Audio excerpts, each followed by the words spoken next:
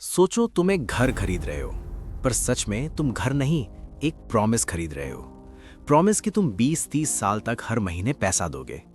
अब ट्विस्ट ये है, जिस बैंक ने तुम्हें लोन दिया उसे तुम्हारे प्रॉमिस पे एक्चुअली भरोसा ही नहीं है, और फिर भी वो तुम्हें लोन दे देता है। क्यों? क्योंकि वो तुम पे बेट नहीं लगा रहा, वो सिस्टम पे बेट लगा रहा है, और वही सिस्टम 2008 में फट गया। चलो सीधा समझते हैं। पहले का रूल सिंपल था, बैंक लोन देता था और वेट करता था कि तुम धीरे धीरे पैसा वापस करो। अगर तुम फेल होते, बैंक का लॉस, इसलिए बैंक केयरफुल होता था। पर फिर एक छोटा सा आइडिया आया जो बाद में ग्लोबल डिजास्टर बन गया। लोन को होल्ड मत करो, बेच दो। अब सीन चेंज हो गया। बैंक ने तुम्हें लोन दिया और तुरंत किसी और को बेच दिया। उसको पैसा मिल गया, रिस्क ट्रांसफर हो गया। अब बैंक फ्री है नेक्स्ट लोन देने के लिए, और फिर नेक्स्ट और फिर नेक्स्ट। अब सोचो क्या होगा जब तुम्हें रिस्क रखना ही नहीं है, तो तुम कितने केयरफुल रहोगे? बिल्कुल नहीं। यहाँ से सिस्टम स्लिपरी हो गया। बैंक्स ने ऐसे लोगों को भी लोन देना स्टार्ट किया जिनके पास स्टेबल इनकम नहीं थी, जिनके पास सेविंग्स नहीं थी, जिनके पास रीपेमेंट का क्लियर प्लान नहीं था। इन्हें बोला गया सब प्राइम बोरोवर्स, पर सिस्टम ने इन्हें एक और नाम दिया, अपॉर्चुनिटी। अब ये लोन्स एक जगह नहीं रुकते, थाउजेंड्स ऑफ लोन्स को एक बड़ा बंडल बना दिया जाता है। जैसे सब्जी मंडी में अलग अलग क्वालिटी के फ्रूट्स एक टोकरी में डाल दिए, अच्छे भी थोड़े खराब भी। फिर उस टोकरी को एक नए नाम से बेचा जाता है, मॉर्टगेज बैक्ड सिक्योरिटी। सुनने में कॉम्प्लेक्स है पर सिंपल है। ये बस लोगों के घर के लोन्स का पैकेट है जो इन्वेस्टर्स खरीदते हैं। अब यहाँ एक डेंजरस इल्यूजन क्रिएट होता है। बंडल बना के बोला गया, देखो रिस्क स्प्रेड हो गया है, अब ये सेफ है। पर असली सच, रिस्क गायब नहीं हुआ था, सिर्फ हाइड हो गया था। अब इन्वेस्टर्स आ गए, pension funds, big banks, global investors, सबको ये प्रोडक्ट पसंद आया। क्यों? क्योंकि रिटर्न थोड़ा ज़्यादा था और रिस्क सेफ लेबल के साथ आता था। और यहाँ एंट्री होती है रेटिंग एजेंसीज की। उनका काम होता है बताना क्या सेफ है, क्या रिस्की। पर उन्हें पैसा कौन देता था? वही कंपनीज जो ये प्रोडक्ट्स बना रही थी। कॉन्फ्लिक्ट ऑफ इंटरेस्ट, पर उस टाइम किसी ने सीरियसली नहीं लिया। रिजल्ट, रिस्की बंडल्स को भी टॉप रेटिंग्स मिल गई। मतलब दुनिया को सिग्नल गया, सब सेफ है। अब डिमांड ब्लास्ट हो गई, और जब डिमांड ब्लास्ट होती है, सप्लाई भागती है उसके पीछे।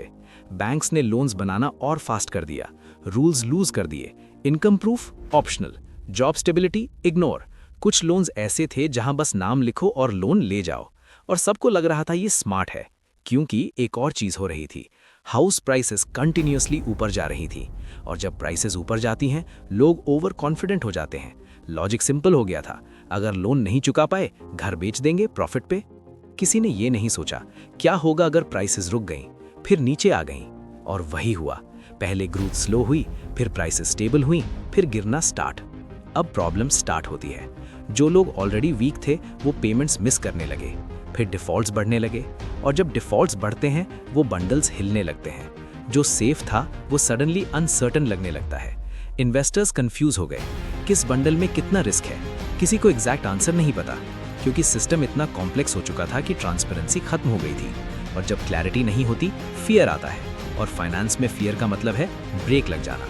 बैंक्स एक दूसरे को लोन देना बंद, इन्वेस्टर्स बाइंग बंद, लिक्विडिटी गायब, सिस्टम जैम हो गया। और फिर डोमिनो इफेक्ट, एक इंस्टीट्यूशन गिरा, फिर दूसरा, फिर panic, stock market crash, businesses collapse, jobs गई, होम्स गए। मिलियंस लोगों ने सिर्फ घर नहीं, स्टेबिलिटी लूज की। और सबसे आयरॉनिक बात, जिन्होंने सिस्टम डिजाइन किया था उन्होंने सबसे पहले एग्जिट लिया, और जिन्होंने सिस्टम पे ट्रस्ट किया था वो सबसे ज्यादा फंसे। अब एक अनकंफर्टेबल ट्रूथ, ये क्रैश ग्रीड की वजह से नहीं हुआ। सिर्फ ग्रीड से इतना बड़ा सिस्टम नहीं गिरता, ये इंसेंटिव की वजह से हुआ। जब सिस्टम तुम्हें रिवॉर्ड देता है रिस्क इग्नोर करने के लिए, तो लोग एग्जैक्टली वही करते हैं।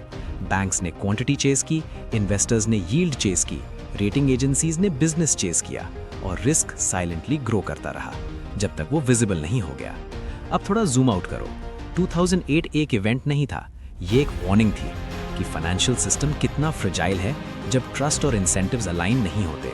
और सबसे डेंजरस पार्ट, आज भी सिस्टम ज़्यादा सिंपल नहीं हुआ, बस थोड़ा अलग दिख रहा है। तो सवाल ये नहीं है कि 2008 क्यों हुआ, सवाल ये है कि अगर कल सेम पैटर्न रिपीट हो तो क्या हम पहचान पाएंगे, या फिर इस बार भी सब सेफ लगेगा।